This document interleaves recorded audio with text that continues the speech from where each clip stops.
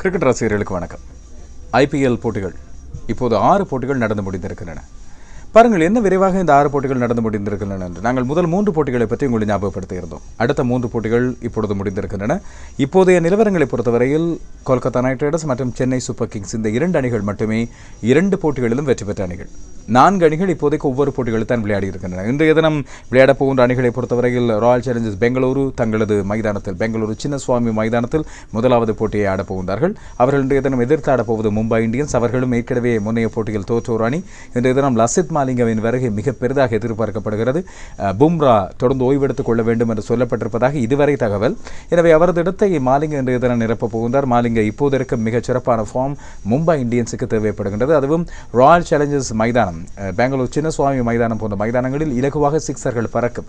எனவே ஓட்டங்களை கட்டுப்படுத்துகின்ற பந்து வீச்சாளர் கட்டாயமாக 2 அணிகளுக்குமே தேவை. அந்த வகையில் மாலிங்க இன்றைய தினம் போட்டியின் மிக முக்கியமான ஒரு துரும்புச்சீட்டாக விளங்குவார் என்று எதிர்பார்க்கப்படுகிறது. குறிப்பாக இந்த தொடர் முழுவதும் இப்போதைக்கு பந்து வீச்சாளர்களின் ஆதிக்கத்தை விட துடுப்பாட்ட வீரர்களின் ஆதிக்கம் கொஞ்சம் அதிகம். ஐபிஎல் போட்டிகளை அப்படித்தான். ஆனால் இன்றைய நாளில் மாலிங்க முக்கியமான ஒருவராக இருப்பார். இதுபோல நாளைய தினம் இடம்பெறுகின்ற போட்டி சன்ரைசர்ஸ் ஹைதராபாத் அணி ராஜஸ்தான் ராயல்ஸ் அணியை சந்திக்க போகிறது. இந்த 2 அணிகள் கூட முன்னைய போட்டிகளில் தோற்று போன அணிகள். எனவே இந்த அணிகளுக்கும் இனி வருகின்ற போட்டிகள் முக்கியமானவையாக அமைய போன்றன. நடந்த விஷயங்களை பற்றி பார்த்தோம் என்று சொன்னால் இந்த 6 ஐபிஎல் போட்டிகளில் ஓட்டங்களின் குவிப்பு இல்லாவிட்டால் பந்து வீச்சாளர் சாதனைகளை விட பெரிதாக பேசப்பட்ட விஷயம் இந்த பட்லர் அஸ்வின் மேன்கட் விஷயம். இப்பொழுது அஸ்வின் கர்மா ஒரு ஹேஷ்டேக் உலவி கொண்டிருக்கிறது. பார்த்தீர்கள் தெரிந்திருக்கும். மேன்கட் முறை மூலமாக அதாவது துடுப்பாட்ட வீரர் நான் ஸ்ட்ரைக் எண்டில் இருக்கின்ற துடுப்பாட்ட வீரர் பந்து வீச்சாளர் தன்னுடைய பந்து வீச்சை வீசி முடிப்பதற்கிடையில் கிரீஸை விட்டு வெளியே செல்லும் போது பந்து வீச்சாளர் அவரை ஆட்டமிழக்க செய்யலாம். இதை முதல் தடவையாக செய்தவர் மேன்கட் என்ற ஒரு இந்திய பந்து வீச்சாளர். அந்த வரலாறுலாம் உங்களுக்கு தெரிந்திருக்கும். எனவே தான் இது மேன்கட் முறை மூலமான ஆட்டமிழப்பு என்று சொல்லப்பட்டது. ஆனால் இந்த ஆட்டமிழப்பு விதிமுறைகளுக்குள் ஒன்றாக இருந்தாலும் கூட கிரிக்கெட் ஒரு கனவான் தன்மையான ஆட்டம் என்ற அடிப்படையில் அந்த கிரிக்கெட்டின் புரிந்த தன்மைக்காக இந்த ஆட்டமிழப்பை பொதுவாக வீரர்கள் பெற்றுக்கொள்வதில்லை. தற்செயலாக ஒரு தனிப்பட்ட வீரர் அதை பெற்றுக்கொண்டாலும் அணித்தலைவர் கனவான் தன்மையாக நடந்து கொண்டு துடுப்பாட்ட வீரரை மீள அழைப்பார். ஆனால் அஸ்வின் அணித்தலைவராகவும் இருந்து கொண்டு இவ்வாறு செய்ததுதான் பெரிய விமர்சனங்களை உருவாக்கியது. இன்னொரு பக்கம் அஸ்வின் செய்தது மிகப்பெரிய தவறு என்று சொல்லி சுட்டிக்காட்டப்படுவதற்கான காரணம் உங்களுக்கு தெரிந்திருக்கும். அஸ்வின் தனது பந்து வீச்சு பாணி இந்த ஸ்டாப் கேப் பந்து வீச்சு என்று சொல்வார்கள். அவர் நின்று நிதானித்து தான் பந்தை வீசுவார். கால்பந்தாட்டத்திலும் இந்த பெனால்டி அடிக்கும் போது சில வீரர்கள் ஓடி வந்து நிறுத்தி கோல் காப்பாளரை ஏமாற்றி கோல் அடிப்பார்கள். அதற்கு தடை கொண்டு வந்தது ஃபீஃபா. இப்போது பந்து வீச்சிலும் அஸ்வின் செய்தது தவறு என்று சொல்லி நேற்றைய தினம் இந்த விதிகளை எல்லாம் உருவாக்குகின்ற மர்லிபோன் கிரிக்கெட் கிளப் என்று சொல்லப்படுகின்ற MCC அஸ்வின் மீது தன்னுடைய கண்டனத்தை தெரிவித்திருக்கின்றது. குறிப்பாக அவர் பந்து வீச வந்துவிட்டு தனது பந்து வீச்சு பாணியை தாமதப்படுத்தி பட்லர் தன்னுடைய துடுப்பை எடுக்கும் வரை காத்திருந்து இவர் ஆட்டமிழக்க செய்த போல. சின்ன வயசில் நாங்கள் பாடசாலை காலத்திலே இல்லைன்னா நாங்கள் விளையாடுகின்ற சின்ன வயசு போட்டிகளை செய்வோமே அப்படித்தான். இதுதான் இந்த சர்ச்சையின் மிகப்பெரிய வெடிப்புக்கான காரணம். முன்னாள் வீரர்கள் 2 பக்கம் பிரிந்து மோதுகின்றார்கள். அஸ்வின் செய்தது சரி என்று சொல்கின்றார்கள். அஸ்வின் செய்தது தவறு என்று சொல்வோர் தான் அதிகம். ராஜஸ்தான் ராயல்ஸை சேர்ந்த அவர்களது பந்து வீச்சு ஆலோசகராக இப்பொழுது இருக்கின்ற இல்லாவிட்டால் அவரது அணியின் ஆலோசகராக இருக்கின்ற ஷேர்மோன் கடுமையாக கடிந்திருக்கிறார். முன்னாள் இந்திய வீரர்கள் கொஞ்சம் அமைதி காக்கின்றார்கள். இந்த விடயத்தில் எந்த ஒரு கருத்தையும் சொல்லவில்லை. ஐபிஎல்லில் விளையாடுகின்ற அஸ்வினின் சகாக்கள் யாரும் இதுவரைக்கும் எந்த ஒரு பேச்சும் பேசவில்லை. ஆனால் அஸ்வினின் கர்மா என்று நாங்கள் சொன்ன விஷயம் நேற்றைய தினம் நடந்தது. அவர் 4 ஓவர்களில் 40 ஓட்டங்களுக்கு மேலே கொடுத்திருந்தார், 5 சிக்ஸர்கள் உட்பட. அதைவிட பெரிய விஷயம் அந்த கர்மா என்று சொன்னது அவர் களத்தடுப்பில் விட்ட ஒரு தவறு. அணித்தலைவராக அவருக்கு நிச்சயமாக களத்தடுப்பு வியூகங்கள் தெரிந்திருக்க வேண்டும். இந்த 36 வட்டத்துக்குள்ளே மொத்தமாக 4 களத்தடுப்பாளர்கள் இருக்க வேண்டும் குறித்த ஓவர்களில். ஆனால் இவர் 3 களத்தடுப்பாளர்களை வைத்துக் கொண்டு எல்லைக்கோட்டுக்கு அருகே 6 களத்தடுப்பாளர்களை வைத்து நேற்று வியூகம் அமைத்திருந்தார். ஷமி வீசிய பந்து மேற்கிந்திய தீவுகளைச் சேர்ந்த கொல்கத்தா நைட் ரைடர்ஸின் அபாயகரமான துடுப்பாட்ட வீரரான ரசலை ஆட்டமிழக்க செய்தாலும் நோபல் வழங்கப்பட்டது இந்த வீரர்களின் எண்ணிக்கையில் அஸ்வின் விட்ட தவறு. இதான் ஒரு தடவை தலைவராக அவர் ஒரு ஆட்டமிழப்பை பெற்று பட்லரை ஆட்டமிழக்க செய்த அந்த போட்டியில் வெற்றி பெற வியூகம் வகுத்திருந்தாலும் கர்மா நேற்றைய தினம் மறுபடி சுழன்று வந்து தாக்கியிருக்கின்றது. இதான் விதி என்று சொல்வது. ரசல் தான் 2 போட்டிகளையும் கொல்கத்தாவுக்கு வென்று கொடுத்த ஒருவராக இருக்கின்றார். நேற்றைய தினம் ரசலின் அந்த ஆட்டமிழப்பு நடந்திருந்தால் நிச்சயமாக 180 ஓட்டங்களுக்குள் கொல்கத்தா மட்டுப்படுத்தப்பட்டிருக்கும்.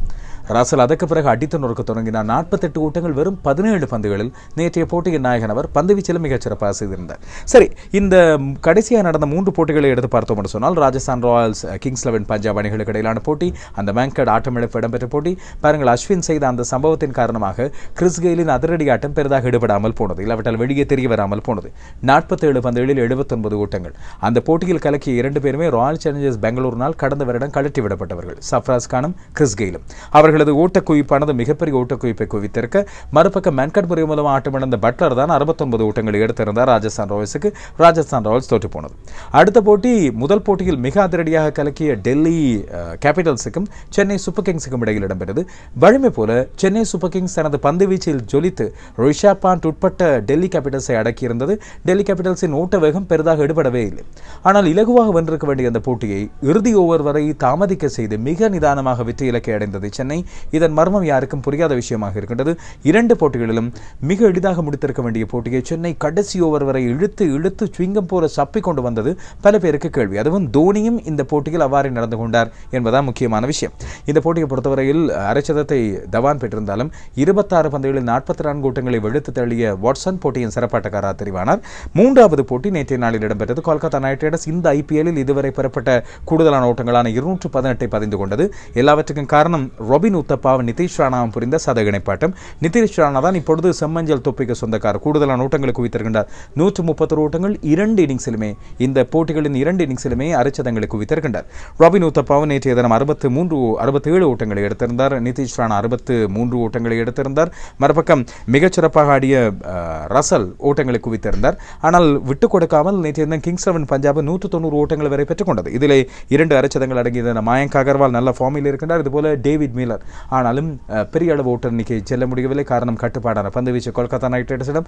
இம்முறை ஐபிஎல் போட்டிகளை பொறுத்தவரையில் Chennai super Kings, Sunrisers, Kolkata இந்த 3 அணிகளிடமும் மிக வலிமையான பந்துவீச்சு வரிசை இருக்கிறது. கவனித்து பாருங்கள், இந்த 3 அணிகளும் தங்களது போட்டிகளை வெல்வதற்கு பந்து வீச்சாளர்களையும் உபாயமாக கடைபிடிக்க போகின்றன.